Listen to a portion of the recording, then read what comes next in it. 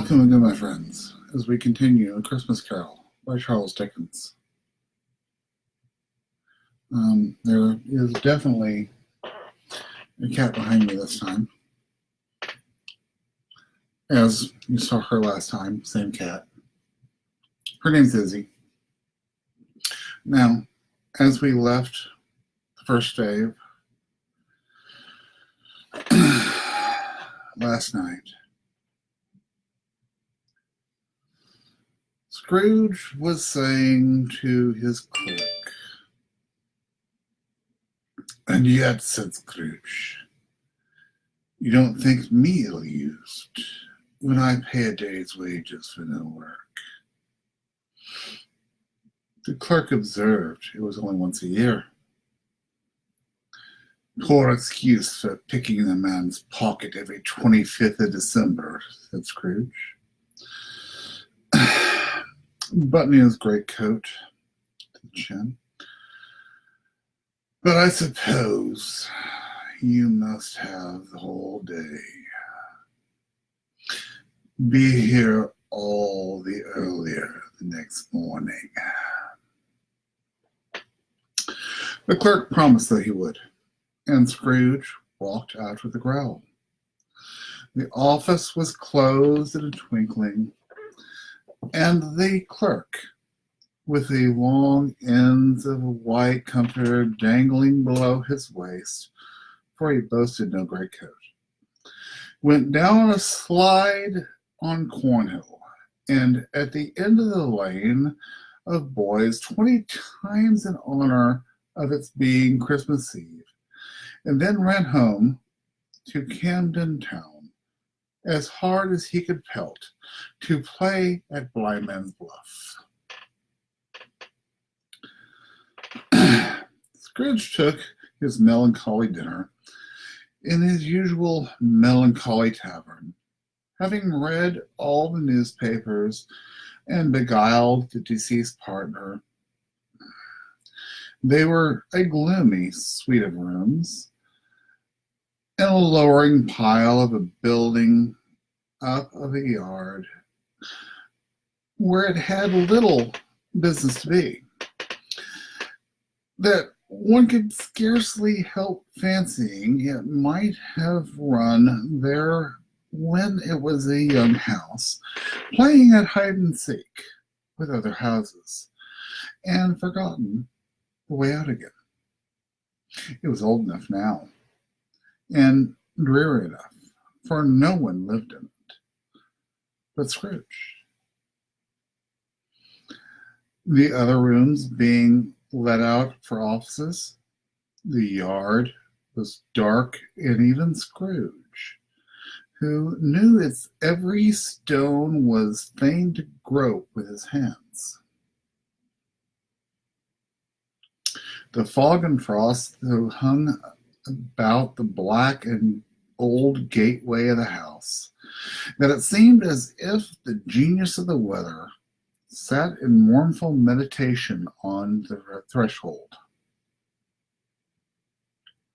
Now, it is a fact that there was nothing at all particular about the knocker on that door, except that it was large. It is also a fact that Scrooge had seen it night and morning during his whole residence in that place. Also, that Scrooge had as little of what is called fancy about him as any man in the city of London, even including, which is a bold word, the corporation alderman in livery. Let it also be borne in mind that Scrooge had not bestowed one thought on Marley since his last mention of his 7 years dead partner that afternoon. And then let any man explain to me, if he can, how it happened that Scrooge, having his key in the lock of the door, saw the knocker without its ongoing and intermediate process of change, not a knocker, but Marley's face. Marley's face. It was not in impenetrable shadow as other objects in the yard were, but it had a dismal light about it, like a bad lobster in a dark collar. It was not angry or ferocious, but looked at Scrooge as Marley used to look, with ghostly spectacles turned up on its ghostly forehead. The hair was curiously stirred, as if by breath or hot air.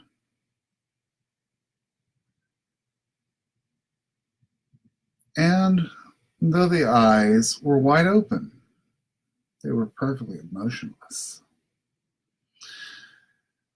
That and its livid color made it horrible. Absolutely horrible. But the horror seemed to be in spite of the face and beyond its control, rather than a part of its own expression.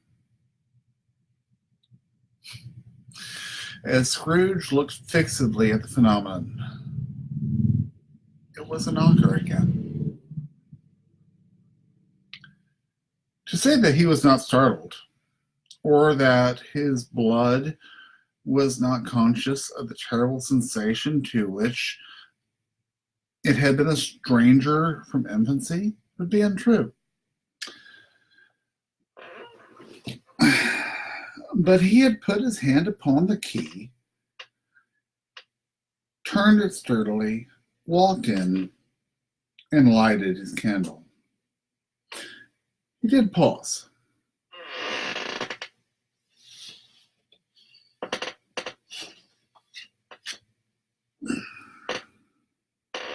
For a bit of light. With a moment's irresolution before he shut the door, he did look behind it at first, as if he half expected to be terrified with the sight of Marley's pigtail sticking out into the hall. But there was nothing on the back of the door except the screws and nuts that held the knocker on. So he said, "Pooh, pooh," and closed it with a bang.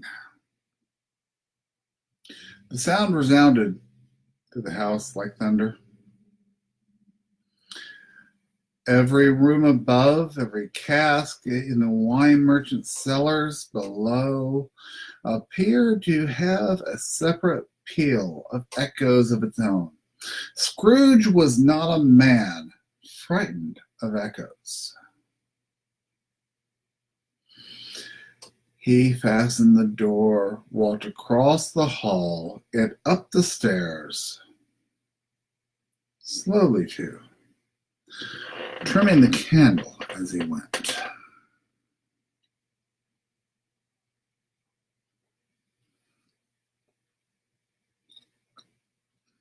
You may talk vaguely about driving a coach and six up good old flight of stairs, or through a bad young Act of Parliament. But I mean to say, you might have got a hearse up that staircase and taken it broadwise with a splinter bar towards the wall and the door towards balustrades, and done it easy.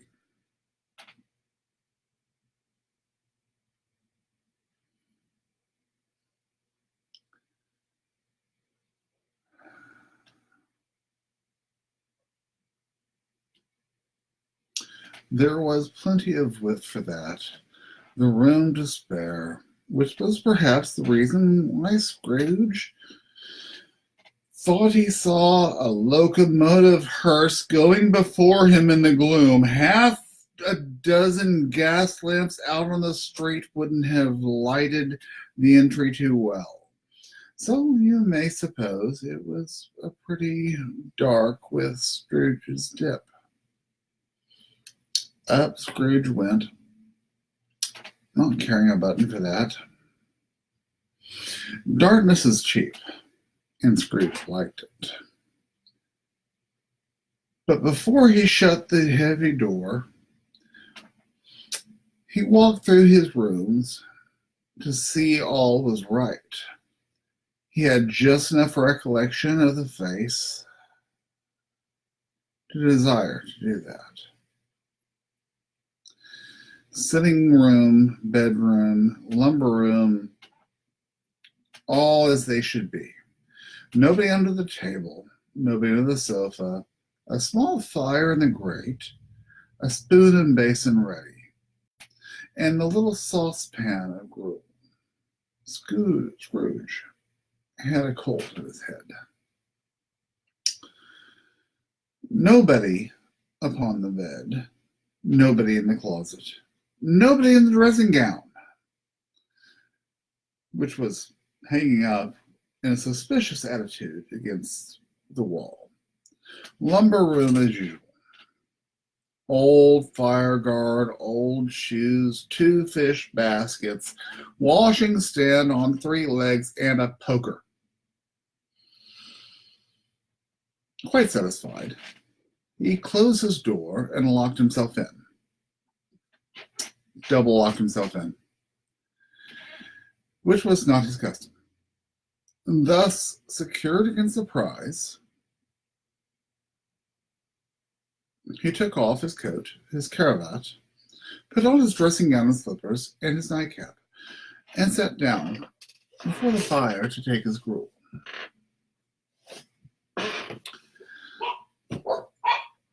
It was a very low fire indeed. Nothing such on a bitter night. He was obliged to sit close to it and brood over it before he could extract the last sensation of warmth from such a handful of fuel. The fireplace was an old one, built by some Dutch merchant long ago, all paved all around in quaint Dutch tiles designed to illustrate the scriptures. There were Cains and Abels, Pharaoh's daughters, queens of Sheba, angelic messengers, descending through the air on clouds like feather beds. Abram's, Belshazzar's, apostles putting off to sea, in butter boats, hundreds of figures to attract his thoughts, and yet the face of Marley, 7 years dead, came like an ancient prophet's rod and swallowed up the whole. If each smooth tile had been blank at first, with power to shape some picture on its surface from disjointed fragments of his thoughts, there would have been a copy of old Marley's face.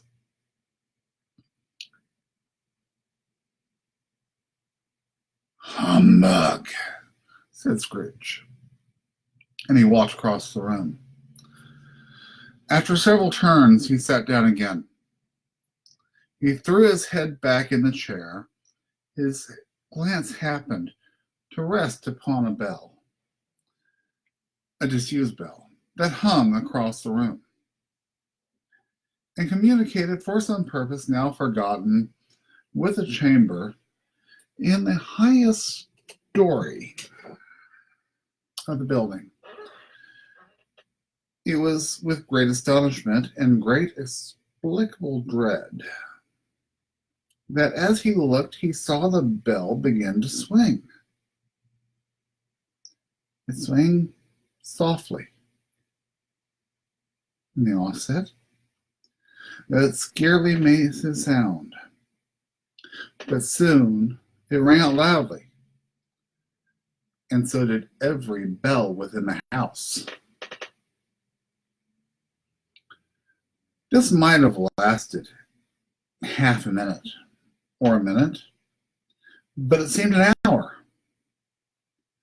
The bells ceased. They ceased as soon as they had begun. Together, they were succeeded by a clanking noise, deep down below, as if some person were dragging a heavy chain over cask in the Wayne merchant's cellar. Scrooge then remembered to have heard that ghosts in haunted houses were described as dragging chains. The cellar flew open with a booming sound, and he heard the noise much louder. On the floors below, then coming up the stairs, then coming straight towards his door. It's humbug still. I won't believe it. His color changed, though. Without pause, it came through the heavy door. It passed into the room before his eyes. Upon coming in, the dying flame leapt up, and though it cried, I know him, Marley's ghost, and fell again.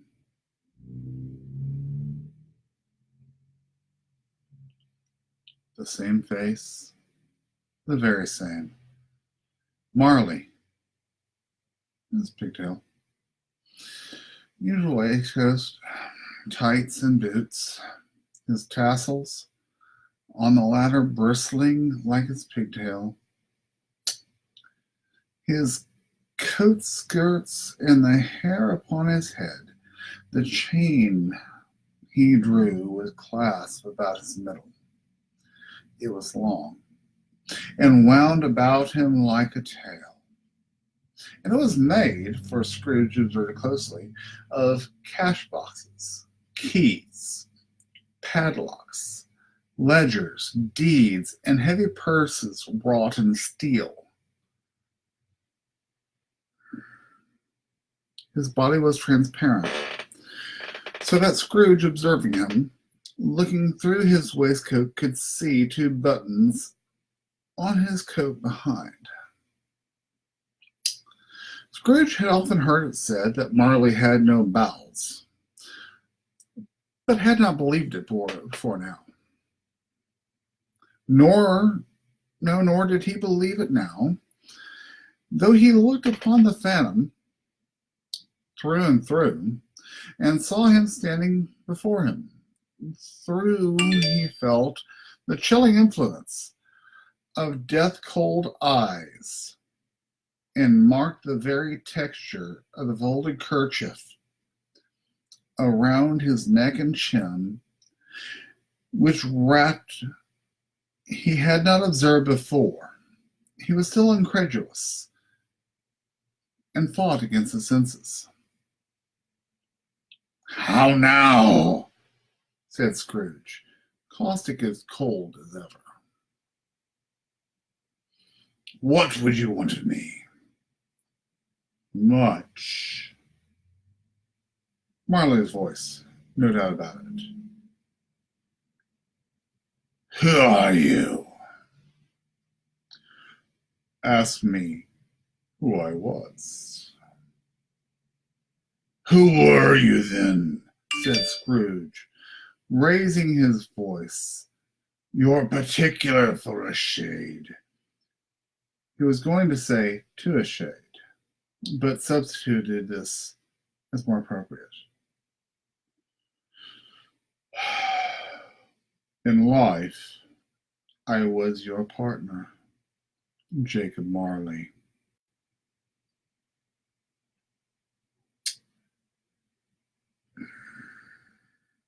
Can you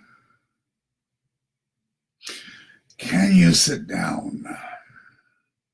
Asked Scrooge, looking doubtfully at him. I can. Do it then! Scrooge asked the question because he did not know whether a ghost so transparent might find himself in a condition to take a chair, and felt, in the event of it being impossible, it might involve necessity of embarrassing explanation. But the ghost sat down on the opposite side of the fireplace, as if he were quite used to it. "You don't believe in me," observed the ghost. "I don't," said Scrooge. "What evidence would you have of my reality beyond your own senses?" "I don't know." "Why do you doubt your senses?" "Because," said Scrooge, "a little thing affects them. A slight disorder of the stomach makes them cheats.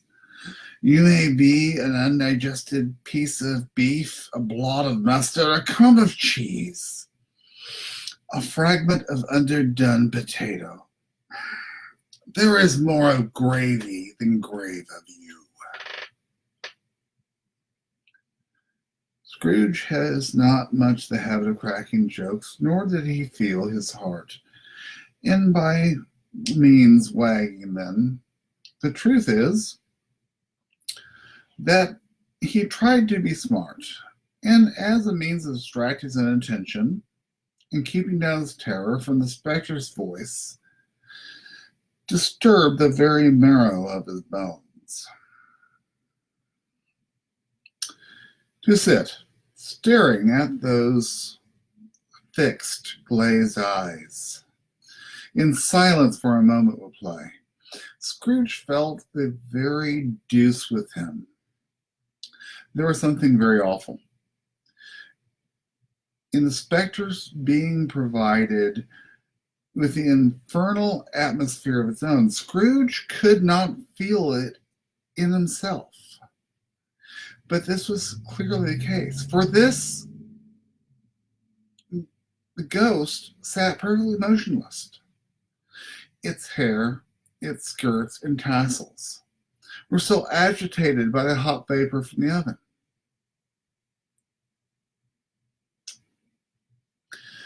"You see the toothpick," said Scrooge, returning quickly to the charge, for the reason just assigned, and wishing, though it was just a second, to divert the vision's stony vision from itself.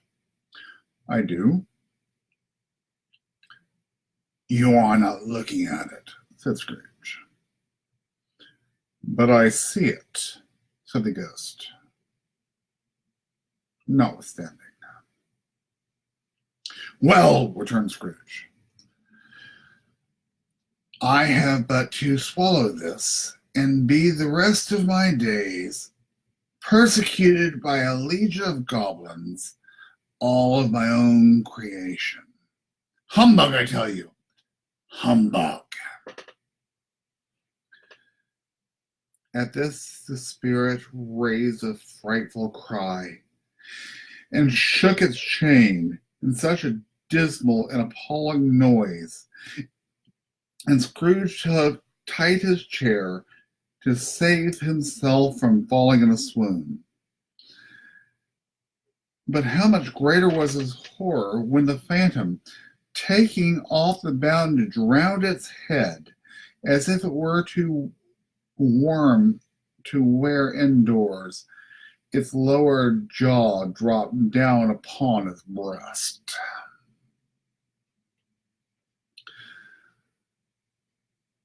Scrooge fell upon his knees and clasped his hands before his face. "Mercy! Mercy," he said. "Dreadful apparition, why do you trouble me?" "Man of worldly mind," replied the ghost, "do you believe in me or not?" "I do," said Scrooge. "I must. But why do spirits walk the earth? Why do they come to me?"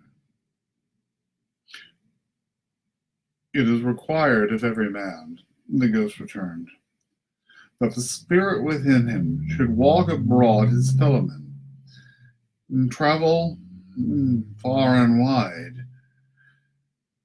And if that spirit goes not forth in life, it is condemned to do so after death. It is doomed to wander through the world. Oh, woe's me, and witness what it cannot share, but might have shared on earth and turned to happiness. Again the spectre raised a cry, and shook its chain, and raised its shadowy hands. "You are fettered," said Scrooge. "Tell me why." "I wear a chain I forged in life," replied the ghost. "I made it link by link, and yard by yard. I girded it on of my own free will. And of my own free will, I wore it. Is its pattern strange to you?" Scrooge trembled more and more. "Or would you know," pursued the ghost, "the weight and length of the strong coil you bear yourself? It was as full and heavy as this 7 Christmas Eves ago. And yet you have labored on it since. It is a ponderous chain."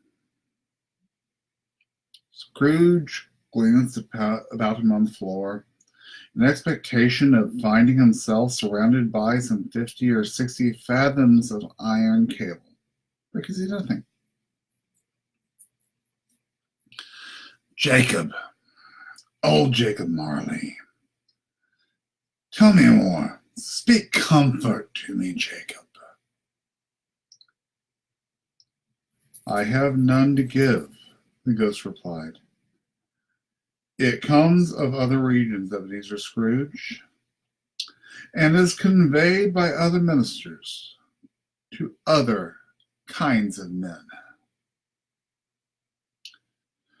Nor can I tell you what I would. A very little more is permitted to me. I cannot rest. I cannot stay. I cannot linger anywhere. My spirit never walked beyond the counting house. Mark me. In life, my spirit never roved beyond the narrow limits of our money-changing hole. And weary journeys lie before me.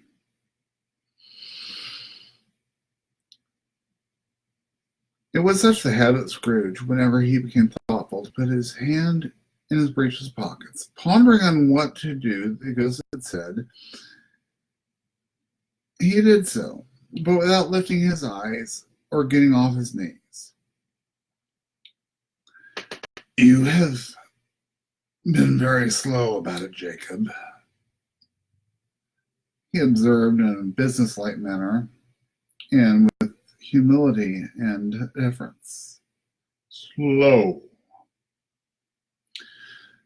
7 years dead," mused Scrooge, "and traveling all the time."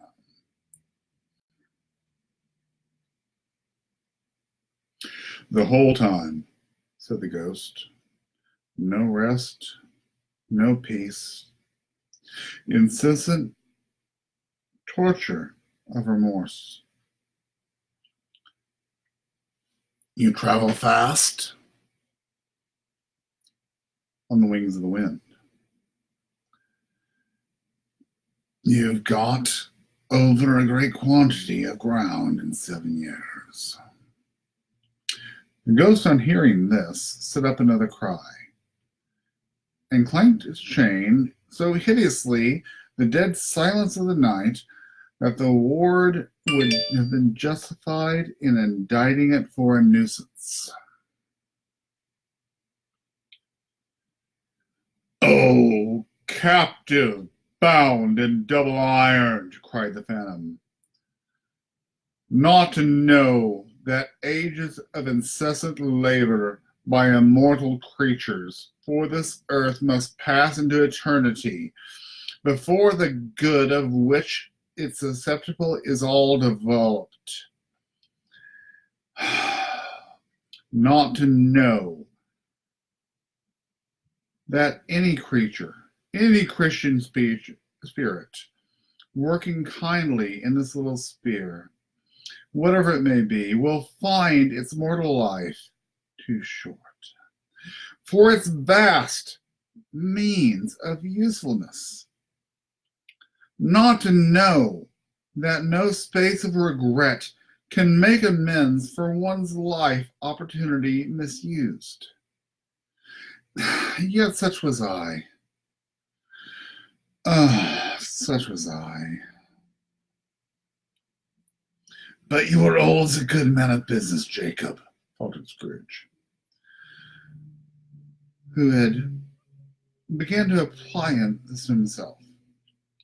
"Business!" cried the ghost, wringing his hands again. "Mankind was my business. The common welfare was my business. Charity, mercy, forbearance, benevolence were my business.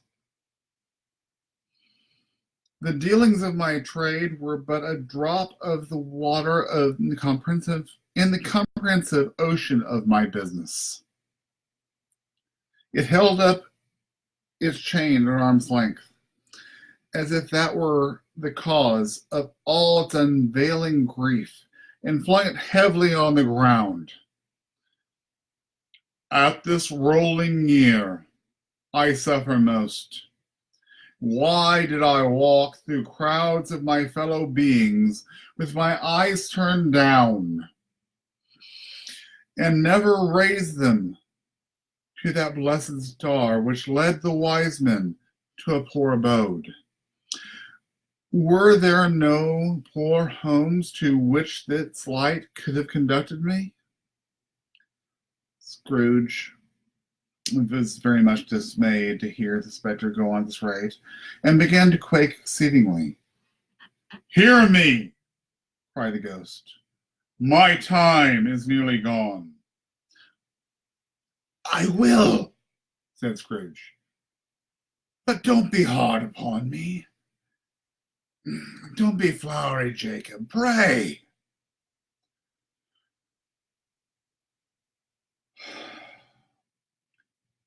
"How it is I appear before you, that you can see, I may not tell. I have sat invisible beside you many and many a day." It was not an agreeable idea. Scrooge shivered, and wiped perspiration from his brow.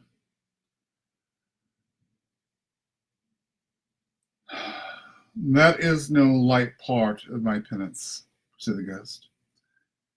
"I am here tonight to warn you that you yet have a chance, a hope in escaping my fate. A chance and hope of my procuring Ebenezer. You are always a good friend to me." "Thank ye." "You will be haunted," resumed the ghost, "by 3 spirits." Scrooge's countenance fell almost as low as the ghost has done. "Is that the chance and hope you mentioned, Jacob?" "It is." I think I'd rather not." "Without their visits," said the ghost, "you cannot hope to shun the path I tread, except the first tomorrow. Expect the first tomorrow, when the bell tolls one. Couldn't I take them all at once and have it all over, Jacob? Expect the second on the second night at the same hour. The third upon the next night, when the last stroke of 12 has ceased to vibrate. Look to see me no more.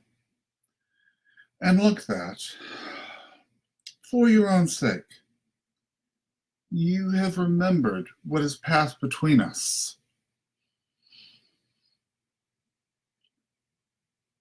When it had said these words, the spectre took its wrapper from the table,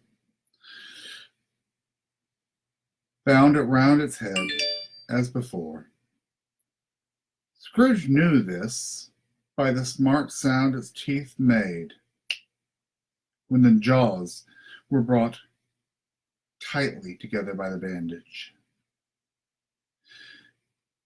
He ventured to raise his eyes again and found his supernatural visitor confronting him. In an erect attitude,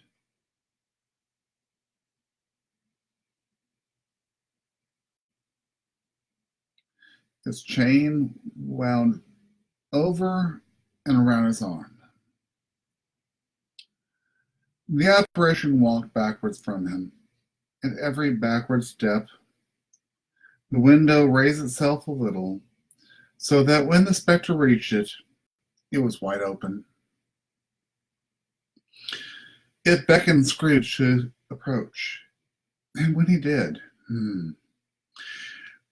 when they were within 2 paces of each other,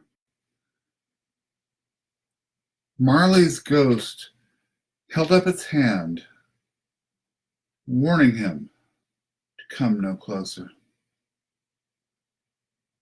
Scrooge stopped. Scrooge followed to the window. Desperate in his curiosity, he looked out. The air was filled with phantoms, wandering hither and thither, restless in haste, moaning as they went. Every one of them wore chains like Marley's ghost. Some few, though they might be guilty governments, were linked together. None were free. Many had been personally known to Scrooge in their lives. He had quite familiar with one old ghost in a white waistcoat in a monstrous iron safe attached to his ankle, who cried piteously at being unable to assist a wretched woman with an infant, whom it saw below upon the doorstep. The misery was with them all. Clearly, that they sought to interfere for good in human matters, and had lost that power forever. Whether these creatures faded into mist, or mist enshrouded them, he could not tell. But they and their spirit voices faded together, and the night became as it had been when he walked home. Scrooge closed his window and examined the door by which the ghost had entered. It was double locked, as he had locked it with his own hands. The bolts were undisturbed. He tried to say, "Humbug," but stopped at the first syllable. And being from the emotion he had undergone, or the fatigues of the day, or his glimpse of the invisible world, or the dull conversation with a ghost, or the lateness of the hour, much in need of repose, he went straight to bed, without undressing, and he fell asleep upon the instant.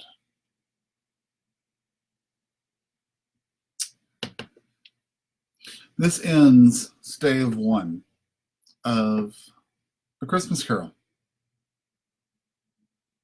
Thank you for joining me, and God bless us, everyone.